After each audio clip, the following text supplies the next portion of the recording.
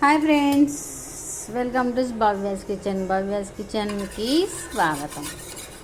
చాలా రోజులు అవుతుంది కదా కిచెన్లోకి రాకుండా, ఏం కూర చేయకుండా ఏం చేయకుండా. అందుకే ఈరోజు సింపుల్గా వచ్చాను. కొన్ని కథలు అవి పెడుతున్నాం కదా. మన ఛానల్ మారింది. ఛానల్ భవ్యాస్ కిచెన్ అక్షరలిపిగా మార్చామన్నమాట. అందువల్ల అందులో కథలు, ముఖ్యమైన తేదీలు అవన్నీ పెడుతున్నాము.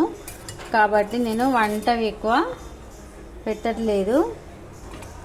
అలాగే నాకు టైం కూడా ఉండట్లేదు, ఎందుకంటే నేను పాత కథలన్నీ మళ్ళీ కొత్తగా క్రియేట్ చేయాలి కాబట్టి క్రియేట్ చేస్తున్నా. అందువల్ల నేను కొత్త వంటకాలు అనేటివి ఏం పెట్టట్లేదు. చేస్తున్న వంటలు ఎక్కువ నేను చేయట్లేదు, మా మమ్మీ చేస్తుంది. ఇంకా మనకు కొంచెం బద్ధకం ఎక్కువైందనమాట, అందుకని అమ్మాయి చేస్తుంది. ఇప్పుడు ఏదో చపాతీలు నా కోసం చేసుకుంటున్న చపాతీలు, అంటే వీడియో కోసం కాదు, నా కోసం చేస్తున్న చపాతీలు అనమాట.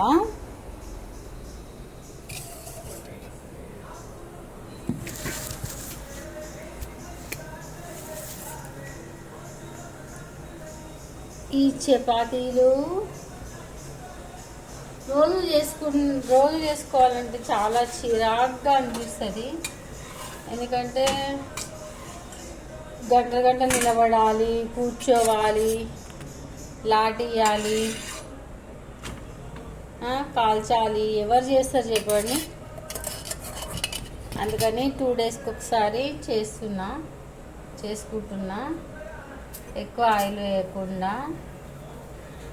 ఇంకా నా డైట్ కూడా కొంచెం మార్చాలి, ఎందుకంటే కొంచెం హెల్త్ కూడా అదైపోతుంది. డైట్ మార్చి బద్ధకం ఎక్కువైపోతుంది కదా, అందుకని డైట్ మార్చాలన్నమాట. అదనమాట సంగతి. కొన్నిటికే నూనె ఆయిల్ పెడతా, మిగతా వాటికి పెట్టాను. జస్ట్ పుల్కా టైప్ అనమాట. పుల్కా టైప్ చేద్దాం. ఫస్టే ఆయిల్ రాస్తా, తర్వాత ఆయిల్ రాయను. ఇంకా ఏంటి విశేషాలు ఫ్రెండ్స్? ఇంకొక విషయం చెప్పాలనుకుంటున్నా. ఎవరైనా నిస్సహాయ స్థితిలో ఉండి సహాయం అడిగితే ఖచ్చితంగా చేయండి. ఎందుకంటే ఆ పరిస్థితి మరోసారి మనకు కూడా రావచ్చు. కాబట్టి ఖచ్చితంగా చేయడానికి ప్రయత్నం చేయండి. ఒకవేళ మీ వల్ల కాకపోతే ఇంకా వేరే వారికి ఎవరికైనా చెప్పైనా హెల్ప్ చేయించండి. అలా హెల్ప్ చేయించడం వల్ల డబ్బులే కదా ఇట్లా చాలామంది అడుగుతారు, చేస్తారు, అదంతా బోగసు, ఫేకు అని అనుకుంటారు కొందరు. కానీ అది ఫేక్ కాదనమాట. కొంతమంది ఫేక్ ఉండొచ్చు గాక, నేను తప్పనట్లేదు, కొంతమంది ఉండొచ్చు. ఇంకా కొంతమంది ఏమో రియల్ వాళ్ళు ఉంటారు. వాళ్ళు చాలా ఏమంటారు, ఆత్మాభిమానం వాళ్ళు ఉంటారు. అడగలేక అడుగుతుంటారు. అట్లాంటి వాళ్ళను తప్పకుండా గుర్తించి అట్లాంటి వాళ్ళకి ఖచ్చితంగా హెల్ప్ చేయండి. ఆ హెల్ప్ అనేది మన తరతరాలకు ఏమంటారు, పుణ్యంలాగా వర్తిస్తుంది అన్నమాట. పుణ్యంలాగా వర్తిస్తుంది. ఒక బ్రాహ్మణునికి భోజనం పెట్టడం కానీ, ఒక పేదోనికి ఒక టీ ఇప్పియడం కానీ, ఇంకేదైనా ఎవరికైనా హెల్ప్ చేయడం కానీ, రియల్గా అడిగే వాళ్ళకు సహాయం తప్పకుండా చేయండి. ఫేక్ వాళ్ళది గుర్తుపట్టడం కష్టమే, కాకపోతే ముందు వాళ్ళ వివరాలన్నీ తెలుసుకున్న తర్వాత అప్పుడు హెల్ప్ చేయడానికి ప్రయత్నించండి. వాళ్ళు నిజమైన వాళ్ళ అబద్ధమైన వాళ్ళ అనేది మనకు తెలిసిపోతుంది. మళ్ళీ వాళ్ళు తీర్చకపోయినా కొంతమంది తీరుస్తామంటారు. కాబట్టి వాళ్ళకి తీర్చే పరిస్థితులు ఉండకపోవచ్చు ఆ టైంకి. అందువల్ల వాళ్ళను క్షమించి వదిలేయడము, లేదా అదే మీరు చేసిన సహాయం ఒకరికి ఉపయోగపడింది, వాళ్ళు బాగుపడ్డారు అని అంటే అది మీ పిల్లల పిల్లలకు కూడా ఉపయోగపడుతుంది. ఇది ఎందుకు అంటే ఈ టైంలో ఈ సాంకేతిక ఆధునిక రంగంలో కూడా పాపపుణ్యాలు ఉన్నాయంటే ఉన్నాయి. పాపపుణ్యాలు ఖచ్చితంగా ఉంటాయి. పాపం చేసిన వాడికి వెంటనే కొడుతుంది, పుణ్యం చేసిన వాడికి అది కొన్ని రోజులకు కనిపిస్తుంది అనమాట. పాపం చేసిన వాడికి మాత్రం అప్పుడే తెలిసిపోతుంది. అంటే పాపం చేసిన వాళ్ళే ఇప్పుడు లక్షల కోట్ల తింటున్నారు కదా, వాళ్ళు హ్యాపీగా ఉండట్లేదు అని మీరు క్వశ్చన్ చేయొచ్చు నన్ను. ఉండొచ్చు కాక, కానీ వాడికి లోపల ఎన్ని రోగాలు ఉన్నాయో, ఎంత డబ్బు రోగాలు ఖర్చు పెడుతున్నాం బయటకు చెప్పుకోలేడు కదా. ఇప్పుడు ఏమంటారు, ఉదాహరణకు ఒక పెద్ద బిజినెస్ మ్యాగ్నెట్ ఉన్నాడు. ఆ పెద్ద బిజినెస్ మ్యాగ్నెట్కి చాలా డబ్బు ఉంది, చాలా ఖర్చు పెడతాడు, కోట్ల ఖర్చు పెడతాడు. రోజుకు లంచ్ ఖర్చు ఒక ₹1,00,00,000 ఉంటుంది అనుకుందాం, లేదా టిఫిన్ ఖర్చు ₹1,00,00,000 ఉంటుంది అనుకుందాం. మంచి రిచ్ ఫుడ్ తింటాడు. అయినా వాడికి ఏమంటుందని లోపల లోపల రోగాలు ఉంటాయి. నిమిషానికి ట్యాబ్లెట్లు వేసుకునే పరిస్థితి ఉంటుంది. ఇప్పుడు ఎగ్జాంపుల్గా సినిమా యాక్టర్లనే తీసుకోండి, వాళ్ళు పాపం వాళ్ళకి ఇష్టమైన ఫుడ్ తినలేరు. ఇప్పుడు మంచి మంచి వేడివేడి అన్నం, ఆవకాయ, నెయ్యి తినగలరా వాళ్ళు చెప్పండి? అదే మనం హ్యాపీగా తింటాం. అందుకే డబ్బులున్న వాడెప్పుడు మంచోడు కాదు అని అనట్లేదు, పాపాలు చేసేటవాడు అనట్లేదు. ఎందుకంటే ఆవిడ డబ్బు నిజాయితీగా సంపాదించి ఉండొచ్చు, లేకపోతే ఎవరైనా కడుపు కొట్టైనా సంపాదించి ఉండొచ్చు, ఎట్లయినా సంపాదించి ఉండొచ్చు కాక. వాటితో మనం కంపేర్ లేదు.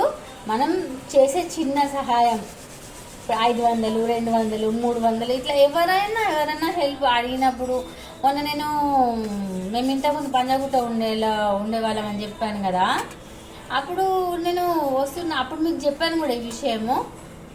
వస్తుంటే పాపం ఒక జంట భార్య భర్త ఇద్దరు చేతిలో కవరు పట్టుకొని నిలబడి ఉన్నారనమాట. నిలబడి ఉండి నా దగ్గరికి వచ్చేసి, అమ్మాయి నాకు ఏమైనా హెల్ప్ చేయాలంటే, నేను దారి ఖర్చులకేమో అని నేను అనుకున్నా. అంటే కాదమ్మా, ఆకలి అవుతుంది, పొద్దుటి నుంచి ఏం తినలేదు అని అనమాట. ఆ టైంలో ఏముంటాయి చెప్పండి? ఈవినింగ్ స్నాక్స్గా ఏమి ఉండవు కదా, ఏముండవు. అక్కడ ఫ్రైడ్ రైస్ అలా చేస్తున్నారు, అవి తింటారా అని అడిగిన. అవి తింటారా, నేను బిల్ పే చేస్తానంటే, లేదమ్మా మాకు డబ్బులు వేయండి అని అంటే, సరే అని చెప్పేసి నేను వెతికితే నా దగ్గర, అప్పుడు మనం డబ్బులు ఎక్కువ క్యారీ చేయం కదా, నా దగ్గర డబ్బులు ఎక్కువ లేవు, ₹50 ఉన్నాయి. అయినా సరే అని చెప్పి ₹50 నోటే ఇచ్చేసిన అనమాట. ₹50 ఇచ్చేసిన. వాళ్ళు హ్యాపీగా వెళ్ళిపోయినారు. ₹50 వాళ్ళు ఏం తింటారు అనేది మనకు అనవసరం, మనం ఇచ్చినామా లేదా అనేది మనకు ముఖ్యం. అట్లా చిన్న సహాయమా పెద్ద సహాయమా అని ఆలోచన. అంటే తనకు మాలిన ధర్మం పనికిరాదు. ఇక్కడ ఇప్పుడు నాకు లేదు, నాకు పరిస్థితి లేదు, నాకు జాబ్ లేదు, ఉద్యోగం లేదు, నేను ఇప్పుడు ఎవరికి ఏం ఇవ్వలేని పరిస్థితిలో ఉంటా. అప్పుడు నన్ను ఎవరైనా సహాయం అడిగింది అనుకోండి, మనసు బాధగా అనిపిస్తుంది. అయ్యో నేను సహాయం చేయలేకపోతున్నాను అని అనిపించినా కూడా నేను ఏం చేయలేను. ఒకసారి చెప్పేసి ఊరుకుంటా. కానీ మనసు అనేది బాధపడుతూనే ఉంటుంది. అయ్యో వాళ్ళు అప్పుడు సహాయం అడిగినరు, నేను చేయలేకపోయినా అని నా మనసు బాధపడుతూ ఉంటుంది.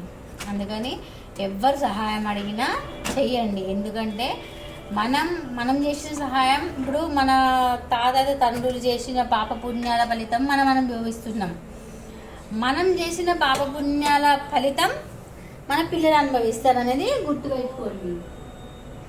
ఇది నిరంతర ప్రయాణం, నిరంతర ప్రక్రియ, ఇది జరిగేది. కర్మ ఎప్పటికీ సాగుతూనే ఉంటుంది అనమాట. కర్మ అనేది నిజమే. మన కర్మలో ఏది ఉంటుందో అదే జరుగుతుంది. మనం ఒకరికి సహాయం చేస్తే అది 10 మందికి పెట్టు అనమాట. మనం సహాయం చేసిన వాళ్ళు ఏమనుకుంటారు, అబ్బా సహాయం చేశాడు అని చెప్పి దీవించడము, ఇంకేదో చేయడము, అతని గురించి దేవునికి మొక్కడము, అయ్యో భగవంతా నాకు ఈరోజు ఇతను సహాయం చేశాడు, అతని కుటుంబాన్ని సలహా చూడని చెప్పి అతను మనసులో అనుకోవచ్చు. అట్లా అందుకని మీరు కూడా సహాయం చేయడానికి ముందుకు రండి. ఫేక్ వాళ్ళను గుర్తించడానికి కొంచెం టైం తీసుకొని వాళ్ళని గుర్తించి ఫేక్ వాళ్ళు ఎవరు, అసలు వాళ్ళు ఎవరు అనేది కొంచెం గుర్తించి డీటెయిల్స్ అడిగి ఎందుకు, అసలు ఏంటి సమస్య అనేది కనుక్కోండి. వాళ్ళు మళ్ళీ ఇచ్చినా సరే ఇవ్వకున్నా సరే ఎంత చిన్న మొత్తమైనా పెద్ద మొత్తమైనా సహాయం చేయండి. సహాయం చేసే గుణం మన భారతీయతలోనే ఎక్కువ ఉంది. లేకపోతే ఇంతమంది వేరే దేశాల వాళ్ళు వచ్చి మన దగ్గర బ్రతికే వాళ్ళు గారు. కాబట్టి మన భారతదేశ చరిత్రలో మన రక్తంలోనే ఉంది కాబట్టి ప్రతి ఒక్కరికి సహాయం చేయండి అనేది నేను ఈరోజు చెప్పబోయే కాన్సెప్ట్ అనమాట. ఇప్పుడు నాకు జాబ్ లేదు, ఎవరో ఒకరు జాబ్ చూపించవచ్చు రేపు నాకు, ఇవాళ కాకపోతే రేపు వస్తుంది, నా హోప్ నమ్మకం అనేది నాకు ఉంది. ఎవరో ఒకరు సహాయం చేస్తారు. మనం మంచి చేస్తే మనకు కూడా మంచి జరుగుతుంది. మనకు చెడు చేయాలని చూసిన వాళ్ళకి ఖచ్చితంగా చెడు జరుగుతుంది. అది వెంటనే చూపిస్తుంది. ఎట్లా అంటే ఏ లారో ఏ కారో ఏ స్కూటరో అని మనం అనొద్దు నోటితోటి. మనం జస్ట్ పాపనం పాప కర్మానం అని అనుకోవాలి, వదిలేసేయాలి అంతే. మనం ఎక్కువ మాట్లాడొద్దు, ఓకేనా? ఒక్క నిమిషం ఫోన్ వస్తుంది, వేరే ఫోన్. మా అమ్మగారు చూస్తున్నారండి. ఇది నేను మీకు చెప్పదలుచుకున్న మంచి మాటలు. అండ్ కిచెన్లో ఈరోజు నేను చేస్తున్న రొట్టెలు, అలాగే మన భవ్యాస్ కిచెన్ అక్షరలిపిగా మారింది. వీడియో అక్షరలిపిలో ఉన్న కథలు చదవండి. కొన్ని డ్రాఫ్ట్లో ఉన్నాయి, అవన్నీ ఇంకా పబ్లిక్ చేయలేదు. పబ్లిక్ చేస్తాము తొందరలో. పబ్లిక్ చేసిన తర్వాత వినండి, ఎలా ఉన్నాయో కామెంట్ రూపంలో చెప్పండి. అలాగే మన అక్షరలిపి వెబ్సైట్ని కూడా మీరు విజిట్ చేయండి ఒకసారి. అక్షరలిపి సైట్ కొంచెం మోడ్రన్గా రెడీ చేయడం జరిగింది. అంటే వీడియో, ఇమేజ్, మన రీల్స్ ఇట్లా అన్నీ పెట్టుకోవచ్చు అనమాట. మన ఇన్స్టా లాగా ట్విట్టర్ లాగా పెట్టుకోవచ్చు. అందుకని మా అక్షరలిపిని కూడా కాదు మన అక్షరలిపిని మీరు అందరూ నా కుటుంబ సభ్యులే కాబట్టి మన అక్షరలిపిని విజిట్ చేస్తారని ఆశిస్తున్నా. అలాగే నా ఛానల్ను సబ్స్క్రైబ్ చేయండి. నా ఛానల్కు ఎంతమంది ఈ వీడియోకు ఒక 100 సరే చాలు, ఒక 100 లైక్లు వస్తాయని ఆశిస్తున్నా. మనం అంతగానే ఎక్కువ ఆశపడొద్దు, ఎక్కువ నిరాశపడొద్దు. కాబట్టి ఒక 100 లైక్లు రావాలని కోరుకుంటున్నా. వస్తాయా రావా చూద్దాము. చాలా రోజుల తర్వాత కుకింగ్ వీడియో చేస్తున్నా. కుకింగ్ అంటే పెద్ద ఏం లేదు, చపాతీ చేసి కాలవడమే కదా. ఏం చేసినావు నువ్వు అనే అక్కలు కూడా చెల్లెళ్ళు కూడా ఉంటారు. అక్కలారా చెల్లెళ్ళారా ఏం లేదు. నేను ఏమంటారు, ఇంకొక విషయం కూడా చెప్తానా. పెద్ద పెద్ద సెలబ్రిటీలు అందరూ ఇప్పుడు బిగ్ బాస్లో పోయి వచ్చేటోళ్ళందరూ యూట్యూబ్లో పెట్టుకొని మస్తు సంపాదిస్తారు. అలాంటి చిన్న చిన్న వీడియోలు యూట్యూబర్లను చాలా తొక్కేస్తున్నారు అనమాట. వాళ్ళ వీడియోస్ చూడకండి, వాళ్ళ ఛానల్ సబ్స్క్రైబ్ చేయకండి. వాళ్ళకు కూడా అభిమానులు ఉంటారు కారణము. కాబట్టి మరీ ఓవర్గా చేసే వాళ్ళ వీడియోస్ లైక్ సావిత్రి, ఇంకా మేము ఎవరు సింగరు, ఆ అమ్మాయి పేరు ఏంటబ్బా గుర్తుకు రావట్లేదు, సింగరు. అదే వాళ్ళకి బట్టలు జనవరి 1కి బట్టలు ఇచ్చిన అని చెప్పేసి చేసి పెట్టింది కదా వీడియో. అట్లాంటి పొగరుబోతూ వాళ్ళ వీడియోస్ మాత్రం అస్సలు చూడకండి. వాళ్ళ ఇంట్లో ఏం తెచ్చుకుంటే మనకేంది, వాళ్ళ ఇంట్లో ఏం చేస్తే మనకేంది చెప్పండి. ఇప్పుడు నా ఇంట్లో నేను చపాతీలు చేసుకుంటున్నా, మీకెందుకు అని అనొచ్చు. నువ్వు పెడుతున్నావు కదా మరి అని అనొచ్చు. కానీ నేను దీంతో పాటు నేను ఒక మంచి విషయాన్ని మీద షేర్ చేసుకుంటున్నా. కానీ వాళ్ళు ఏం చేస్తున్నారు, నేను ఇది కొనుకొచ్చుకున్నా, ఇది ఇట్లా అని చెప్పి ప్రమోషన్ చేసి ఇటు యూట్యూబ్ నుంచి అటు ప్రమోషన్స్ నుంచి డబ్బులు సంపాదించుకుంటుండ్రు. పైగా ఈవెంట్స్ చేసుకుంటూ కూడా డబ్బులు సంపాదించుకుంటారు. కాబట్టి అట్లాంటి వాళ్ళని ఎంకరేజ్ చేయొద్దు జరా. అట్లాంటి వాళ్ళ వీడియోస్ చూడకండి, వాళ్ళని అవాయిడ్ చేయండి. వీలైతే అన్సబ్స్క్రైబ్ చేయండి.